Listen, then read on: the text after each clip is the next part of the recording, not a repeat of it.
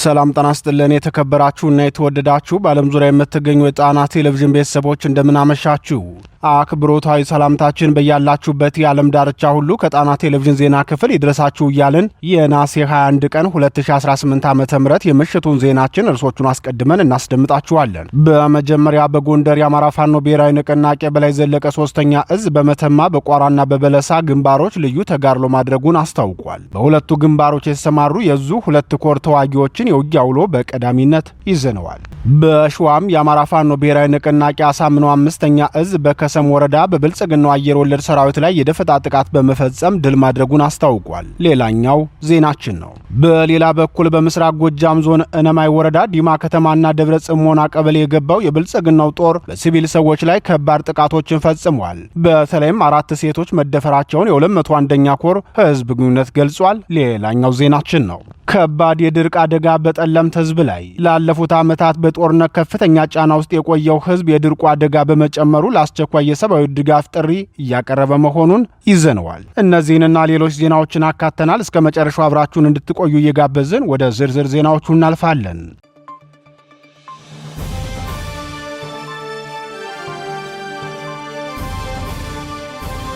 በሌሎች ሪል ስቴቶች ባልተለመደ መልኩ እስከ 30% ቅናሽ 40/60 በሆነ የአከፋፈል ዘዴ ተከስተናል። ይህንን በአዲሱ ሳይታችን መገናኛ፣ ሳር ቤት፣ ቡልጋሪያና በርካታ ቦታዎች ላይ አፓርትመንትና የንግድ ሱቆችን ይዘን መምጣታችን ስናበስር በደስታ ነው። ባለ 1 መኝታ 60 ካሬ በ4.4 ሚሊዮን ብር ሙሉ ክፍያ፣ ባለ 2 መኝታ 90 ካሬ በ6.7 ሚሊዮን ብር ሙሉ ክፍያ፣ ባለ 3 መኝታ 112 ካሬ በ8.3 ሚሊዮን ብር ሙሉ ክፍያ እንዲሁም 40% ከፍላችሁ ቀሪውን 60% ቤቱን ከተረከባችሁ በኋላ የምትከፍሉበት ከ20% 800 ሺህ ብር ቅድመ ክፍያ ጀምሮ በሽያጭ ላይ እንገኛለን። ለንግድ ሱቆች የምትፈልጉ ደግሞ ፒያሳ፣ ሳር ቤት፣ ቡልጋሪያና ገላን ላይ ይዘን የቀረብን ሲሆን ከስር በሚገኘው ስልክ ለበለጠ መረጃ ደውሉልን።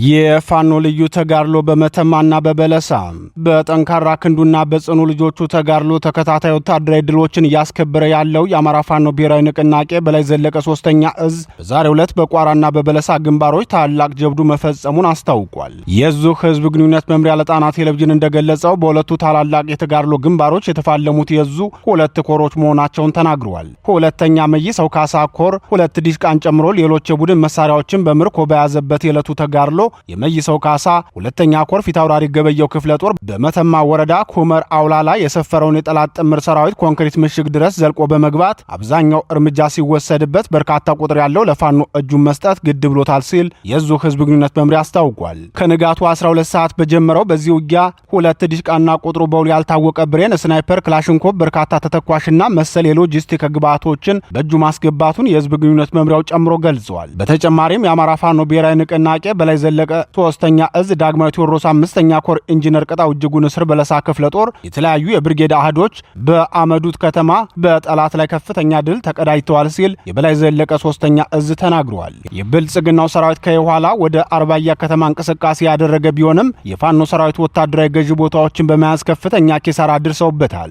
የጠላት ኃይል አይቀጡ ቅጣት ተቀጥቶ ወደ መጣበት የኋላ መመለስ እንኳን ሳይችል ቀርቶ ለመፈርጠት ተገዷል ሲል የገለጸው የዙ ህዝብ ግንኙነት መምሪያ በዚህ ውጊያ በጠላት ኃይል ላይ በርካታ ሰብአዊና ቁሳዊ ኪሳራ ለማድረስ የተቻለ ሲሆን 20 የጠላት ኃይል እርምጃ ተወስዶበታል። በተጨማሪም ከ15 በላይ የሚሆኑት ደግሞ ከባድና ቀላል ጉዳት አስተናግደዋል ብሏል። ይህ በእንዲህ እንዳለ የአማራ ፋኖ ብሔራዊ ንቅናቄ ወሎ ቤት አማራ አፄ ምኒልክ ዕዝ 81ኛ ውባንታ ባተ ክፍለ ጦር ለሻለቃ አባላት የፖለቲካ ግንባታ ስልጠና መስጠቱን አስታወቀም። የአማራ ፋኖ ብሔራዊ ንቅናቄ አፄ ምኒልክ 1ኛ ዕዝ 303ኛ ሳምነው ኮር 81ኛ ውባንታ ባተ ክፍለ ጦር ሻለቃ አባላቶችን የኮሩ ከፍተኛ አመራሮች በተገኙበት ሰራዊቱ ከማህበረሰቡ ጋር ያለውን መስተጋብርና ስለ ትጥቅ ትግሉ አሁናዊ ሁኔታ ለሁለቱ ሻለቃ አባላት ሰፊ የፖለቲካ አቅም ግንባታ መስጠቱን የዙ ህዝብ ግንኙነት መምሪያ ተናግሯል። የህዝብ ግንኙነት መምሪያው አክሎም ዛሬ በተሰጠው የፖለቲካ አቅም ግንባታ ጦሩ ከአንድም በሌላ ከሰራዊት ጋራ ጓዳዊ ዝምድናን አጠናክሮ ወታደራዊ ዲሲፕሊን አዳብሮ በእንቅስቃሴያችንም ላይ ደጀን የሆነን ህዝባችን እንግልት እንዳያጋጥመው ከወዲሁ በጥብቅ ሁኔታ ለሰራዊት በማስረጽ ከህዝቡ ጋር ስለሚኖረው መስተጋብርና ሌሎች ወታደራዊ የፖለቲካ ስልጠናና ለቀጣይ አቅጣጫ ተልዕኮ ተሰጥቷቸው መድረኩ ተጠናቋል።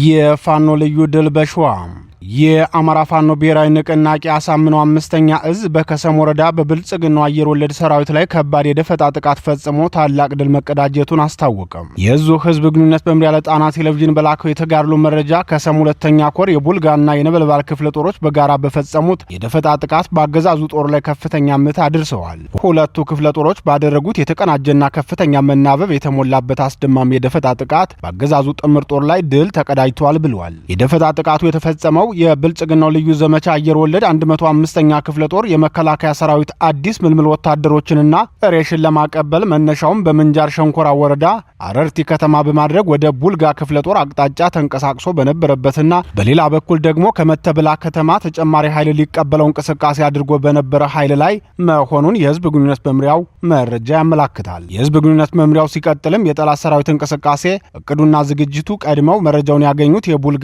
ክፍለ ጦር የፋኖ አናብስት ልዩ ቦታቸው ከተሬ ጉራምባ እና ሜጤ ድልድይ በተባሉ ስፍራዎች ጥብቅ ደፈጣ ዘርግተው በመጠበቅ የጠላት ኃይል ወደ ወጥመዱ እንደገባ መብረቃዊ ጥቃት ፈጽመውበታል። በዚህም የአገዛዙን ጸረ ህዝብ ኃይል ከፍተኛ ምት ተመቶ በርካታ ኃይል ወድቋል። በተጨማሪም ከፍተኛ ቁጥር ያለው ሰራዊት ሙትና ቆስለኛ ሆኗል ብሏል። በዚህም ከፍተኛና ድንገተኛ ጥቃት በርካታ ኃይሉ የወደቀበት የብልጽግናው 105ኛ ልዩ ዘመቻ አየር ወለድ ሰራዊት ያላሰበውና ያልጠበቀው ከባድ ምት የደረሰበት መሆኑን ሙትና ቆስለኛውን እንደያዘ ወደ መተብላ ከተማ ለመመለስ ተገዷል። በዚህ የጉዳት መጠን የተነሳም የአካባቢው ጤና ጣቢያ በብልጽግናው ሰራዊት ቆስለኞች መጨናነቁን ከውስጥ የተገኙ መረጃዎች ያረጋግጣሉ። በተመሳሳይ አቅጣጫ ከምንጃር ተንቀሳቅሶ የነበረውን የብልጽግናውን ኃይል ደግሞ የቡልጋ ክፍለ ጦር አባላት ለነበልባል ክፍለ ጦር አሳልፈው በመስጠት የነበልባል ክፍለ ጦር ቃኝና መሐንዲስ ነብሮ ሻለቃ ከሌሊቱ 7 ሰዓት ገዳማ አሩጌ ምንጃር በተባለ ስፍራ ላይ በብቃት መምታታቸውን የገለጸው የህዝብ ግንኙነት መምሪያው መረጃ አክሎም የነብሮ ሻለቃ በሌሊቱ የጨረቃና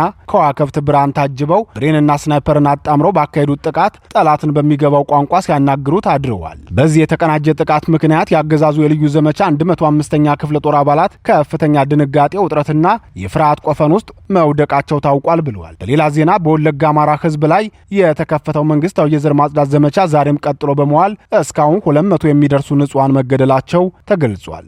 በምስራቅ ወለጋ ዞን ጊዳ አያና ወረዳ በሁለት መንደሮች ብቻ በተፈጸመ የዘር ማጽዳት ጥቃት የተገደሉ የአማራ ተወላጆች ቁጥር ከ67 በላይ ሟቾች ስርዓተ ቀብራቸው ተፈጽመዋል። የቀሪዎቹ ግን አለመፈጸሙን የደረሰን መረጃ ያመላክታል። የወለጋ አማራን ለማፈናቀል ስርዓቱ ከፍተኛ ዝግጅት ካደረገ በኋላ ከነሐሴ 12 ቀን 2018 ዓ.ም ጀምሮ ወደ ትግበራ የገባ ሲሆን በወረዳው በተከፈተው በዚህ ጥቃት በአጠቃላይ ከ200 በላይ የአማራ ተወላጆች መገደላቸውን የዓይን እማኞች ለጣና ቴሌቪዥን ተናግረዋል።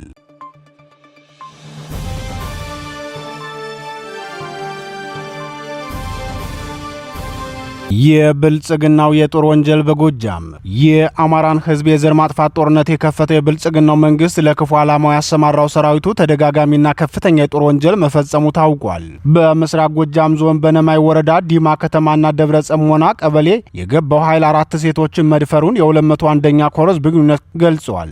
የኮሩ ህዝብ ግንኙነት አክሎም ከጄኔራል ሶፊያ በክሪ ትዕዛዝ የተቀበለው ኮሎኔል ጸጋዬ የ64ኛ ክፍለ ጦር የፋኖ ሰራዊትን አልሞ ተኩሶ መግደልና ማቁሰል ባለመቻሉ በነማይ ወረዳ ዲማ ከተማና ደብረ ጽሞና ቀበሌዎች የሚኖሩ ነዋሪዎች ላይ ከፍተኛ ዝርፊያ፣ ውድመትና ጾታዊ ጥቃት እየፈጸመ ይገኛል። በዲማ ከተማ ሰፍሮ ከሚገኘው የሚልሻ አባል ውስጥ እህቷን እና የእህቷን ልጅ ወይራ ቀበሌ ተወላጅ በመሳሪያ በማንገራገር ደፍሯል። ከዚህ በፊትም በተመሳሳይ የሚልሻ አባል ሌላ ሴት ደፍሮ ብዙ ዓመት ታስሮ የተፈታ ወንጀለኛ ነበር ሲል አስታውቋል።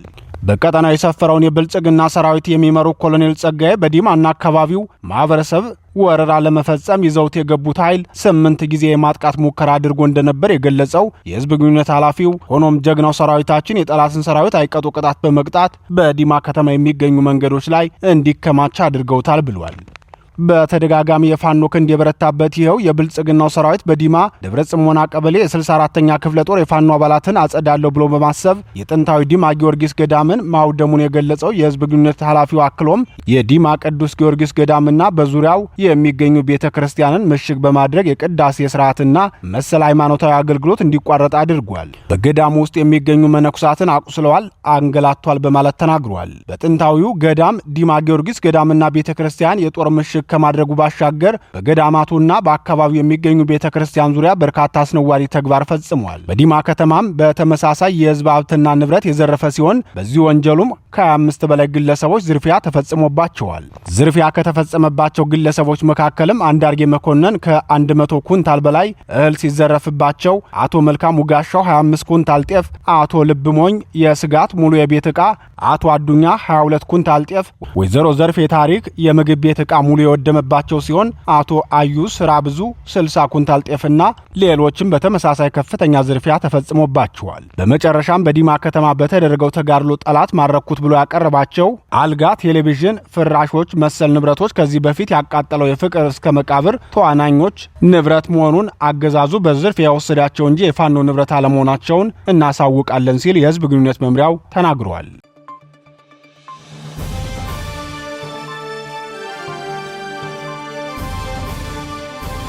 ከባድ የድርቅ አደጋ ያንዣበበበት የጠለምት ህዝብ ጥሪ።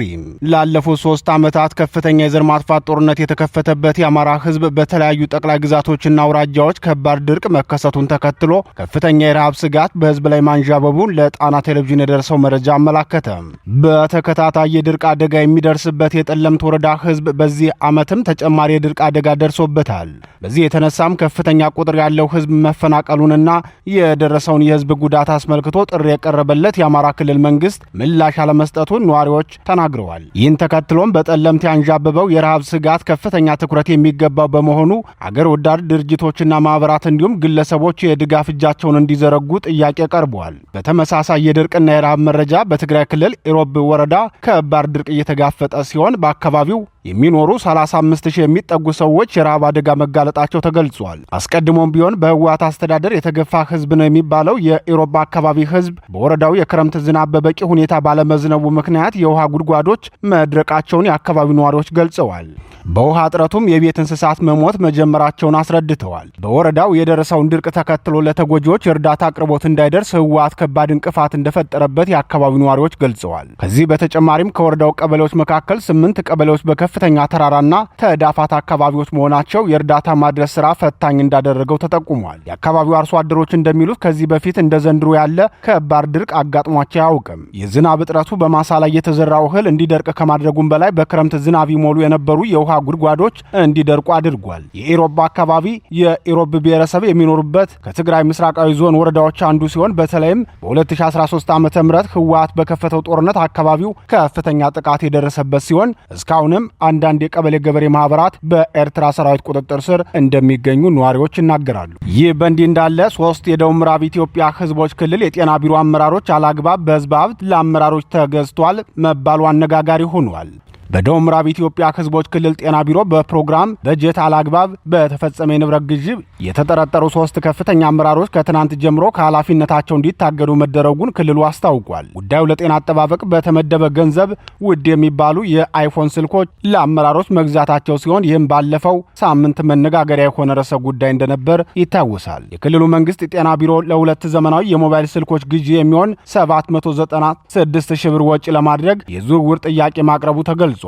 ገንዘቡ የተቀነሰው በእናትና ህጻናት ጤና ስርዓተ ምግብ ዳይሬክቶሬት ስር በዓለም ምግብ ፕሮግራም ወርልድ ፉድ ፕሮግራም አጋርነት በመካከለኛ ምግብ እጥረት ችግር ውስጥ ላሉ ህጻናትና እናቶች ለሚከናወን ተግባር የተያዘ የመኪና ኪራይና ጥገና በጀት ነው ተብሏል። የክልሉ መንግስት ከፍትህ ከኦዲትና ከጸረ ሙስና አካላት የተውጣጣ ግብረ ኃይል ተደራጅቶ ወደ ዝርዝር ማጣራትና ምርመራ ገብቷል ሲል የዘገበው ቦርከና ሚዲያ ነው።